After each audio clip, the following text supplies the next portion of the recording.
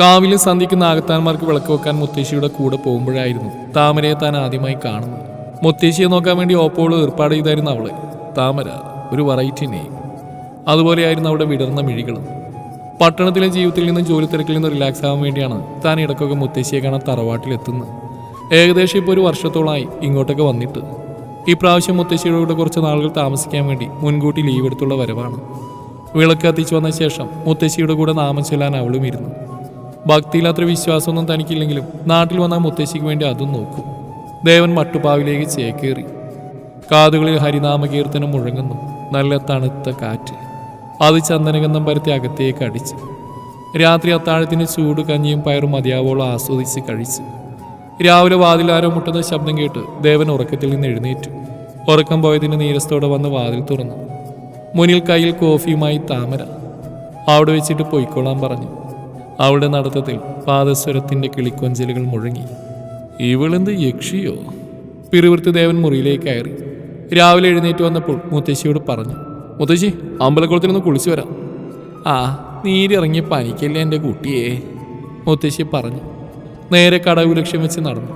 വഴിയരികിൽ വെച്ച് തറവാട്ടിലെ പഴയ കാര്യസ്ഥനായ വാസുദേവനെ കണ്ടു. കുട്ടിക്കാലത്തെ ആഘോഷങ്ങളിൽ തറവാട്ടിലുള്ളവരെല്ലാവരും എത്തിച്ചേരുമ്പോൾ എന്തിനു മുൻപന്തിൽ വാസുദേവൻ കാണുമായിരുന്നു. കുട്ടികൾക്ക് ഊഞ്ഞാലിടാനും അവരെന്ത് ആവശ്യം പറഞ്ഞാലും സാധിച്ചു കൊടുക്കാനും കക്ഷി മുൻപന്തിൽ കാണും. മോനെ എന്ന് വിളിച്ച് വിശേഷങ്ങൾ തിരക്കി. താൻ ഇന്നലെ വന്ന കാര്യമൊക്കെ ദേവൻ അറിയിച്ചു.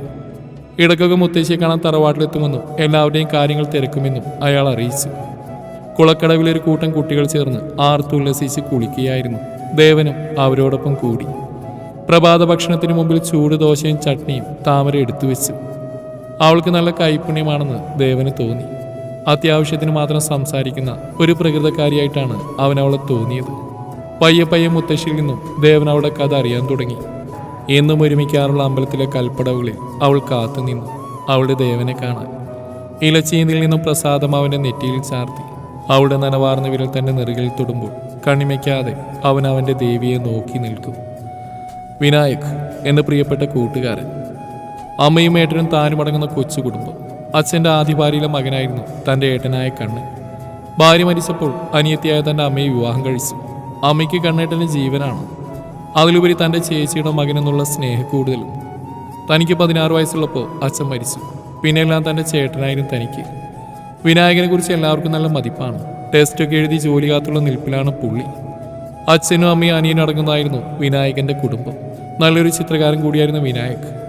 തൻ്റെ ചിത്രങ്ങൾ വരയ്ക്കുമ്പോൾ ജീവനുള്ള പോലെയാണ് തനിക്ക് തോന്നിയിട്ടുള്ളത്. അത്രയ്ക്കതിൽ പ്രണയം നിറഞ്ഞിട്ടുണ്ട്.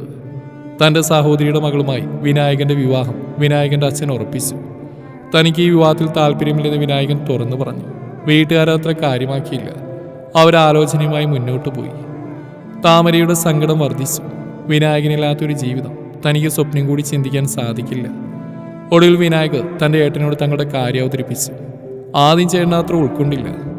ഒന്നാമത് നിനക്കൊരു ജോലിയില്ല, പിന്നെ അവളുടെ പഠിപ്പ്, അത് കഴിഞ്ഞിട്ടൊക്കെ ആവാം. ചേട്ടന് ഓരോ ഒഴിവുകേടുകൾ പറഞ്ഞു. തരക്കേടില്ലാത്തൊരു പലചരക്കട തനിക്കുണ്ട്. എന്നാലും തൻ്റെ സഹോദരിയുടെ വിവാഹം എന്ന് പറയുന്നത് തനിക്കൊരു സ്വപ്നമായിരുന്നു. അച്ഛനില്ലാത്ത കുറവ് അവളെ അറിയിക്കരുതെന്ന നിർബന്ധവും തനിക്കുണ്ടായിരുന്നു. അവളെ നല്ലൊരു സുരക്ഷിത കരങ്ങളിൽ ഏൽപ്പിക്കുക, അത് മാത്രമാണ് തൻ്റെ ലക്ഷ്യം. താമരയെ അടുത്ത് വിളിച്ച് സ്നേഹപൂർവ്വം അവൻ ഉപദേശിച്ചു. ഒടുവിൽ അവളുടെ നിരാഹാര സമരത്തിനു മുമ്പിൽ ചേട്ടനും അമ്മയും കീഴടങ്ങി. വിനായകന് വീട്ടിൽ ചെന്ന് ചേട്ടൻ കാര്യം അവതരിപ്പിച്ചു. അവർക്ക് ഒട്ടും താല്പര്യമില്ലായിരുന്നു ഈ വിവാഹത്തിന്. വിനായകന്റെ ഉറച്ച തീരുമാനത്തിൽ മനസ്സില്ലാ മനസ്സോടെ അവർ സമ്മതിച്ചു. പൊരുത്തം നോക്കാൻ ജ്യോത്സ്യനെ സമീപിച്ചപ്പോൾ താമരയുടെ ജാതകത്തിൽ പാപജാതകമുള്ളതായി കണ്ടു. കുറ്റം കണ്ടുപിടിക്കാൻ നിൽക്കുന്നവർക്ക് മുമ്പിൽ ഇതൊരു ആയുധമായിരുന്നു. പാപജാതകമുള്ള ഒരു പെണ്ണിനെ കെട്ടി തലയിൽ വെച്ചാൽ തൻ്റെ മകന്റെ ഭാവി നശിക്കുമെന്ന് അവർ വിധിയെഴുതി. വിവാഹം കഴിക്കുകയാണെങ്കിൽ അത് തങ്ങൾ ഒരുമിച്ചെന്ന് രണ്ടുപേരും ഉറപ്പിച്ചു.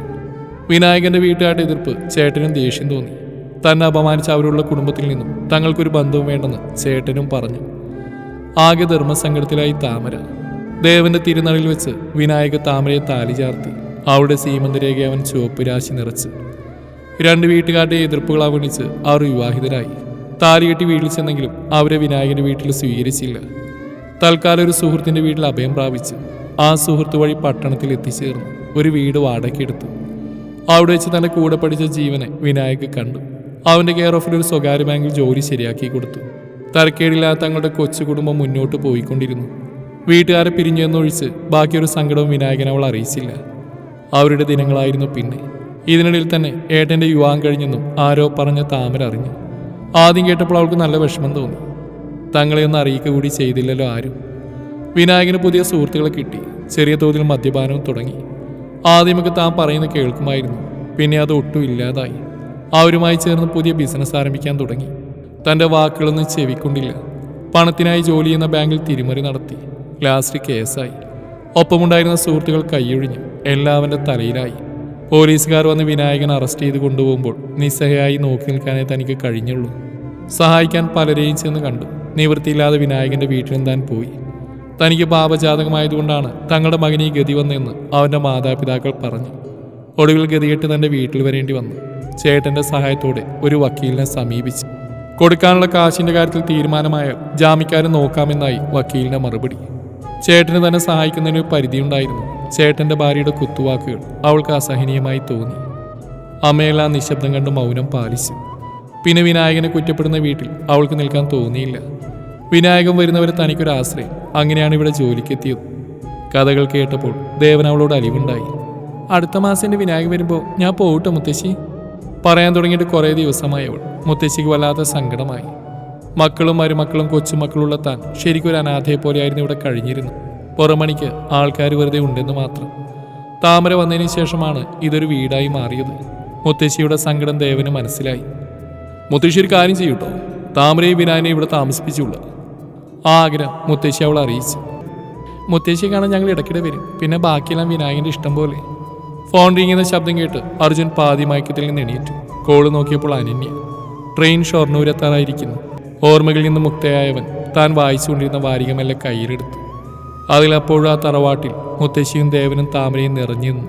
അവർ തന്നെ നോക്കുന്ന പോലെ അർജുനെ തോന്നി. പ്ലാറ്റ്ഫോമിൽ കൂടി നടക്കുമ്പോഴും അവൻ വെറുതെ തിരിഞ്ഞു നോക്കി. തൻ്റെ കഥാപാത്രങ്ങൾ നിറഞ്ഞു നിന്ന ആ ട്രെയിനിലോട്ട്. നമുക്കും കാത്തിരിക്കാം വിനായകൻ്റെ വരവിനായി.